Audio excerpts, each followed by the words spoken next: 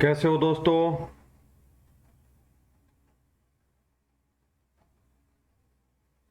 उम्मीद करता हूं दोस्तों आप सब अच्छे होंगे। दोस्तों अंकेक्षण टॉपिक अपन कर रहे थे और अंकेक्षण टॉपिक के अंदर अपन ने अंकेक्षक रिपोर्ट के संबंध में पढ़ रहे थे और अंकेक्षक रिपोर्ट में भी अपन ये पढ़ रहे थे कि अंकेक्षक रिपोर्ट में अंकेक्षक क्या क्या बातें लिखता है, क्या क्या बातें उसको मेंशन करनी होती है, दिखानी होती हैं। तो दोस्तों अंकेक्षण को अंकेक्षण का राय का आधार भी बताना होता है और राय का आधार में क्या बताता है अंकेक्षक, वो एक स्वतंत्र व्यक्ति है, यानी कि उसने स्वतंत्र रूप से अंकेक्षण कार्य किया है, उसने सभी पेशेवर मानदंड पूरे कर लिए। यानी कि एक सीए होता है वो एक पेशेवर होता है, यानी कि उसका एक पेशा होता है, प्रोफेशन होता है। तो उसने अपने प्रोफेशन से संबंधित सभी मानदंड पूरी कर लिए हैं, वो एक स्वतंत्र व्यक्ति है। अंकेक्षण के दौरान उसने स्टैंडर्ड ऑफ ऑडिटिंग की पालना की गई है। स्टैंडर्ड ऑफ जो ऑडिटिंग के स्टैंडर्ड है, अंकेक्षण कार्य के जो मानदंड तय किए गए हैं, उन मानदंडों का पालन करते हुए उसने साक्ष्य प्राप्त हो गए हैं। राय का यह आधार बताएगा, इस आधार पे। दूसरा, चालू उद्यम और चालू व्यवसाय। दोस्तों चालू व्यवसाय क्या होता है, इसको अपन गोइंग कंसर्न भी बोलते हैं इंग्लिश में। चालू व्यवसाय की अवधारणा को इसको गोइंग कंसर्न कंसेप्ट भी बोलते हैं। चालू व्यवसाय, सुदीर्घ संस्थान व्यवसाय भी कहते हैं इसको, की अवधारणा भी कहते हैं। और तीसरा इसको सतत व्यवसाय की अवधारणा भी कहते हैं। दोस्तों इस व्यवसाय की अवधारणा में चालू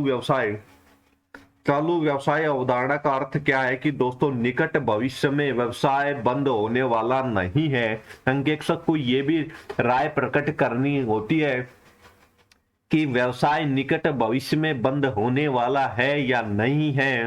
तो अंकेक्षक ये भी, और ये चालू व्यवसाय अवधारणा है, ये आपने अकाउंटिंग में अवधारणाओं में बिल्कुल स्पष्ट शब्दों में पढ़ लिया होगा क्योंकि आपके सिलेबस में ये शामिल है। लेकिन चालू व्यवसाय अवधारणा अपन यहाँ इतना ही समझेंगे कि इस चालू व्यवसाय अवधारणा क्या कहती है कि व्यवसाय के निकट भविष्य में समाप्त होने की कोई संभावना नहीं है। जिस प्रकार से रिलायंस कंपनी है, आपको लगता है क्या रिलायंस कंपनी निकट भविष्य में बंद हो जाएगी? ऐसा नहीं है, क्योंकि बहुत प्रॉफिट में चल रही है, बहुत बड़ी कंपनी है। तो दोस्तों ऐसी ही अवधारणा होती है, उस पर भी राय प्रकट करता है अंकेक्षक। तीसरा, की ऑडिट मैटर ऐसे स्टैंडर्ड ऑफ ऑडिटिंग 701 की ऑडिट मैटर जोड़ा गया और इसमें क्या कहा गया, अंकेक्षक अधिक जोखिम वाला जो क्षेत्र है उसको अंकित करेगा, ऐसी घटनाओं को बहुत अधिक महत्व देगा। ऐसी घटनाएं जो कि कौन सी अधिक जोखिम वाली जो घटनाएं व्यवसाय में, उनको अधिक महत्व देगा, उनको अधिक महत्व करेगा, अंकित करेगा, परंतु वित्तीय विवरणों में प्रकट नहीं हो रही है को प्रस्तुत किया जाता है। दोस्तों की ऑडिट मैटर में क्या होता है, की ऑडिट मैटर नाम का हेडिंग लिख करके अंकेक्षक अपनी ऑडिट रिपोर्ट में ऐसी घटनाओं को लिखेगा जो वित्तीय विवरणों में तो प्रकट नहीं हो रही लेकिन अधिक जोखिम पूर्ण है और अधिक महत्वपूर्ण है। ऐसी घटनाओं को की ऑडिट मैटर हेडिंग डाल करके ऑडिट रिपोर्ट के अंदर लिखेगा। तो दोस्तों ये तथ्य 1 अप्रैल 2017 से लागू किया गया है, ये की ऑडिट मैटर लिखना। और इसके अंतर्गत जो जोखिम पूर्ण मदें हैं, जो वित्तीय विवरणों में प्रकट नहीं होती है लेकिन बहुत महत्वपूर्ण मदें हैं, ऐसी मदों को शामिल करने के लिए ये की ऑडिट मैटर 1 अप्रैल 2017 से लागू किया गया है। तो आपको याद रखना है की ऑडिट मैटर से संबंधित ऑडिटिंग स्टैंडर्ड कौन सा है, 701 है। इसके अंतर्गत अंकेक्षक क्या करता है, अधिक जोखिम पूर्ण मदें जो बहुत महत्वपूर्ण है और वित्तीय विवरणों में नहीं होती है, मतलब वित्तीय विवरणों में लिखी हुई नहीं है लेकिन वो महत्वपूर्ण है, मोस्ट इंपोर्टेंट है, ऐसी मदों को दिखाने के लिए ऑडिट रिपोर्ट में की ऑडिट मैटर के अंदर लिखी जाती है। प्रबंधकों का दायित्व क्या होते हैं, प्रबंधकीय दायित्व कौन कौन से, आपको ये भी याद रखना है। तो वित्तीय विवरणों को तैयार करने की जिम्मेवारी किसकी होती है, आपसे पूछ सकता है ये क्वेश्चन। वित्तीय विवरणों को तैयार करने की जिम्मेवारी प्रबंधकों की होती है दोस्तों, प्रबंधकों की होती है। और दोस्तों फ्रॉड और एरर पकड़ने की जिम्मेवारी आपको दे पूछ सकता है किसकी होती है, ऐसे पूछे तो आपको प्रबंधकों को कहना है। तो दोस्तों प्रबंधकों के दायित्व क्या क्या हो गए, उत्तरदायित्व, वित्तीय विवरणों को तैयार करने की जिम्मेवारी किसकी, प्रबंधकों की। फ्रॉड है, कोई फ्रॉड हुआ है, कोई गलती हुआ है, पकड़ने की जिम्मेवारी भी प्रबंधकों की है। और तीसरा आंतरिक नियंत्रण प्रणाली, इंटरनल कंट्रोल सिस्टम स्थापित करना। अब अपन इंटरनल कंट्रोल सिस्टम पहले डिटेल में समझ के आ चुके हैं, आप समझ गए होंगे। आंतरिक नियंत्रण प्रणाली स्थापित करना भी प्रबंधकों की ही जिम्मेवारी है। अब अंकेक्षक का उत्तरदायित्व क्या है? ऑडिट की जिम्मेदारी केवल राय व्यक्त करना होता है। और दोस्तों ऑडिटर को अकाउंटिंग स्टैंडर्ड और दोस्तों स्टैंडर्ड ऑफ ऑडिटिंग, यानी कि लेखा के स्टैंडर्ड अकाउंटिंग स्टैंडर्ड कहलाते हैं। अकाउंटिंग स्टैंडर्ड और स्टैंडर्ड ऑफ ऑडिटिंग के अनुसार ऑडिट कार्य करना होता है। अंकेक्षक का उत्तरदायित्व क्या है? आपसे पूछे कि अंकेक्षक का उत्तरदायित्व है तो केवल राय प्रकट करना है, और वो राय किसके आधार पे? और स्टैंडर्ड ऑफ ऑडिटिंग और अकाउंटिंग स्टैंडर्ड्स को ध्यान में रखते हुए अपनी राय प्रकट करता है। अन्य उत्तरदायित्व, अगर किसी कानून के तहत अंकेक्षक का कोई और भी अगर उत्तरदायित्व राय प्रकट करने के अलावा किसी कानून के तहत अंकेक्षक का अगर कोई अन्य उत्तरदायित्व भी तय कर दिया जाए, मान लो तो यदि किसी अन्य कानून के तहत अंकेक्षक को कुछ चीजें रिपोर्ट करनी हो तो अदर रिस्पॉन्सिबिलिटी हेडिंग डाल के और उसमें रिपोर्ट में लिख देगा। तो दोस्तों ये हो गया अन्य उत्तरदायित्व। तो लोकेशन लिखेगा दोस्तों, अंकेक्षक अपने उत्तरदायित्व की लोकेशन लिखेगा कि उसका ऑफिस कहाँ पे है, उसका ऑफिस कहाँ पे है, ये लिखेगा इसमें लोकेशन में। उत्तरदायित्व का स्थान सुनिश्चित करेगा, दायित्व का अपने दायित्व का स्थान सुनिश्चित करेगा कि उसने अंकेक्षण कार्य कहाँ पे किया है कंपनी में। और सिग्नेचर करेगा अंकेक्षक, अपने हस्ताक्षर करेगा, डेट लिखेगा और पहले इस स्थान भी लिखेगा जहां पे ऑडिट रिपोर्ट उसने तैयार की है, जिस स्थान पर। एक ऑडिट रिपोर्ट का पहला, दोस्तों अब ये नोट है, ये याद रख लेना, 100% इंपोर्टेंट है, 100% इंपोर्टेंट है, क्वेश्चन भी आ सकता है। एक ऑडिट रिपोर्ट का पहला पैराग्राफ ऑडिट ओपिनियन से होता है, ऑडिटर्स के ओपिनियन से, यानी राय से संबंधित पहला पैराग्राफ अंकेक्षण रिपोर्ट का सबसे पहला पैराग्राफ ऑडिटर रिपोर्ट से होता है, ओपिनियन से होता है। ओपिनियन यानी राय, ऑडिटर्स राय से होता है। अब अंकेक्षण रिपोर्ट कितने प्रकार की होती है?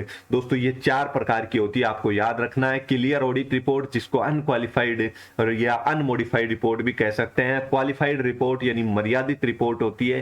क्वालिफाइड ऑडिट रिपोर्ट मर्यादित ऑडिट रिपोर्ट होती है। तीसरे प्रकार की ऑडिट रिपोर्ट जो होती है वो होती है एडवर्स ऑडिट रिपोर्ट, प्रतिकूल रिपोर्ट होती है, प्रतिकूल रिपोर्ट होती है। और चौथी होती है discriminator opinion of audit report, राय देने में असमर्थता व्यक्त कर दे अंकेक्षक। ये 4 प्रकार की होती है। अब इन चारों प्रकार की ऑडिट रिपोर्ट को अपन अगली क्लास में डिटेल में पढ़ेंगे, आपको अब याद रखना है। दोस्तों यहां से अपन ने जो previous year question paper solve किए थे, तो audit report, types of audit report में से आपसे पूछा था कि कौन सा प्रकार ऑडिट रिपोर्ट का प्रकार नहीं है। तो दोस्तों ये 4 प्रकार के अलावा इसे आपसे तो सीधा इन ऑडिट रिपोर्ट के प्रकार में से ही क्वेश्चन पूछ लेगा कि कौन सा ऑडिट रिपोर्ट का प्रकार नहीं है। तो दोस्तों ये 4 प्रकार होते हैं ऑडिट रिपोर्ट के। इसके अलावा अगर कोई ऑप्शन में मिले तो आपको उसको करना है कि ऑडिट रिपोर्ट का प्रकार नहीं है। इस प्रकार के अपन ने 202 से 3 क्वेश्चन भी किए थे। तो दोस्तों क्लियर ऑडिट रिपोर्ट यानी कि unqualified audit report, qualified audit report, adverse audit report प्रतिकूल, और दोस्तों डिस्क्लेमेयर ऑडिट रिपोर्ट यानी कि रिपोर्ट देने में, राय देने में अंकेक्षक असमर्थ है। तो ये 4 प्रकार की ऑडिट रिपोर्ट्स हो गई। अब दोस्तों आप इसका स्क्रीनशॉट ले लें।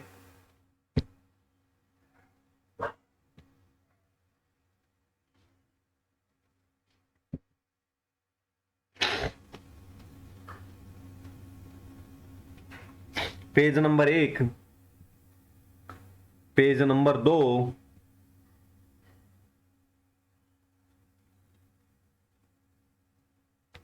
एक मिनट दोस्तों,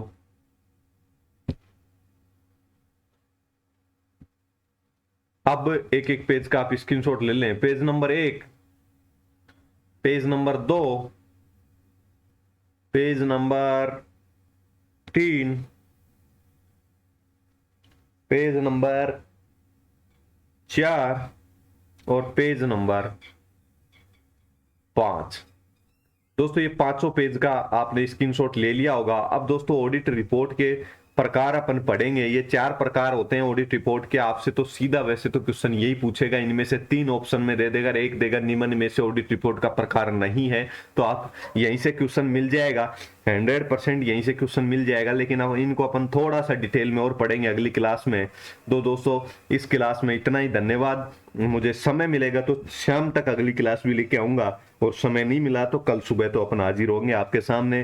दोस्तों अब आपके पास समय दोस्तों, अक्टूबर चल रहा है, नवंबर, दिसंबर और जनवरी दोस्तों 3 महीने हैं। इस महीने को छोड़ दे तो एग्जाम के आपके पास 3 महीने हैं, ये मान के चलें। और दोस्तों किसी भी एग्जाम को क्वालिफाई करने के लिए 3 महीने का समय कम नहीं होता है, सफिशिएंट पीरियड है 3 महीने का समय। शानदार तरीके से लगे रहें और तैयारी करते रहें। मैं दोस्तों रणनीति का वीडियो आपके लिए लाना चाह रहा था, लेकिन दोस्तों मुझे समय नहीं मिल पा रहा, उसके लिए मैं क्षमा चाहता हूं, खेद व्यक्त करता हूं दोस्तों। जल्दी लेके आऊंगा आपके लिए, 2-4 दिन में लेके आऊंगा, कोशिश करूंगा।